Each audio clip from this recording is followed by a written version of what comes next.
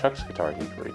Today I'm going to be talking about what is probably the biggest selling distortion pedal of all time, but also the most misunderstood distortion pedal of all time. I'm talking about the infamous Boss DS-1.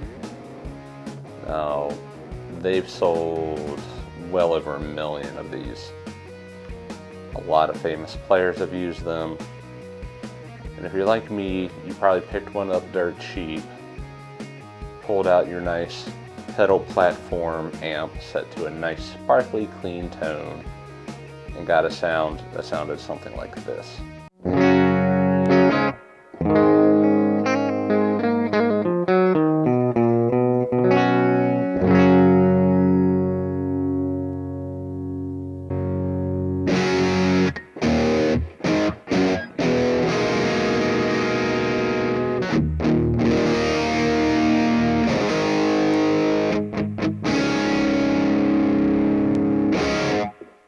That isn't how I remember it sounding for Joe Satriani.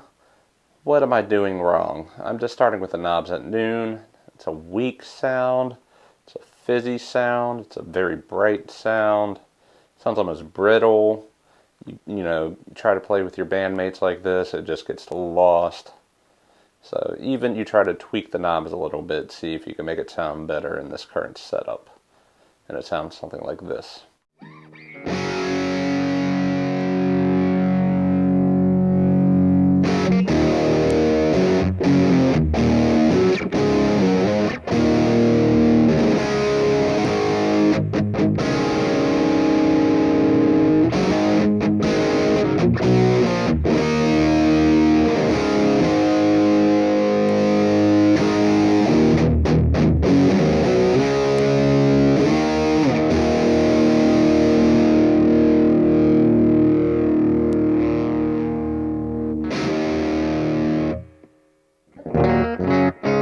Still just fizzy and weak.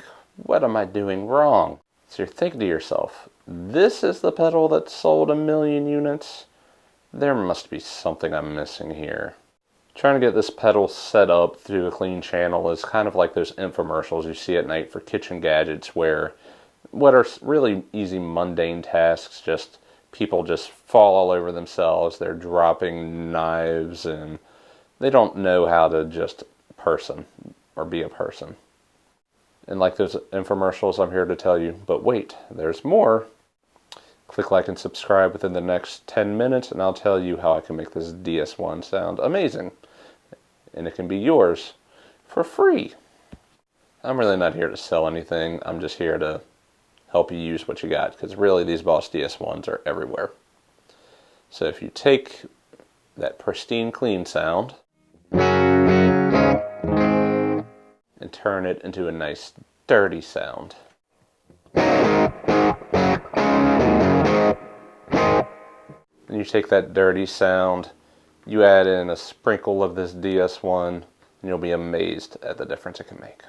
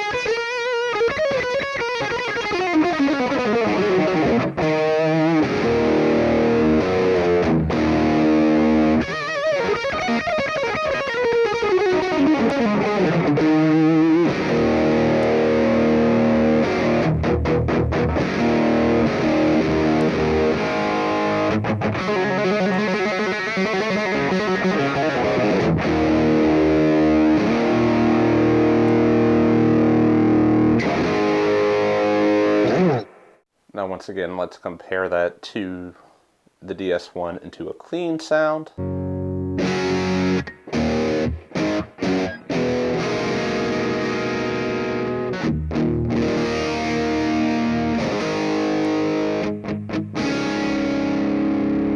And back to the DS-1 into a dirty sound.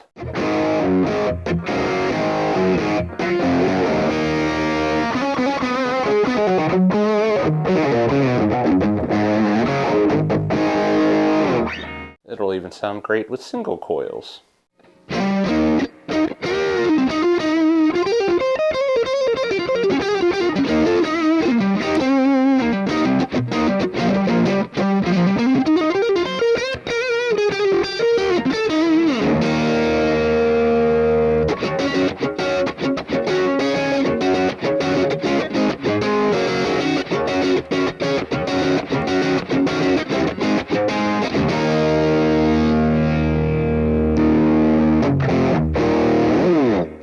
So to me, plugging this into a cranked amp takes it from a pretty much unusable sound to probably one of the most classic sounds there is. I think the problem is when they called it a distortion pedal when it first came out in the late 70s, it didn't quite have the same meaning that a distortion pedal today has. I think most people think of running pedals into an amp, unless it's a tube screamer or a Klon style, they just think, well, start with a clean amp, put this in front of it, and it should sound like the pedal, and it should sound good. But really, unless you were playing a Fender Twin back then or something like that, the concept of a clean pedal platform wasn't nearly as prevalent as it is today. I mean, there were some high watt amps back then that had high headroom for fuzz pedals that a lot of people used for classic sounds, but really, I think the intended purpose of this is to take, you know, that sound that's right on the edge. Because in the late 70s, there really weren't many high gain amps. Like, that was just becoming a thing. You know, Mesa Boogie was starting to soup up some gain, and people like Eddie Van Halen were hot rodding Marshalls, but for most people, it was just taking what they had, which was a tube amp of some sort, and if they wanted something extra, the DS-1 was one way to do it. Or if they just wanted the amp not as loud, because, you know, especially before master volume amps were everywhere, you could only get but so much gain, and that was only by absolutely cranking it. So the DS-1 kind of takes it the rest of the way to get into what we now think of as a distortion sound. So, anyways, please be sure to like and subscribe. Follow me and my social media accounts below, or my website is chucksguitargeekery.com. Until next time, cheers.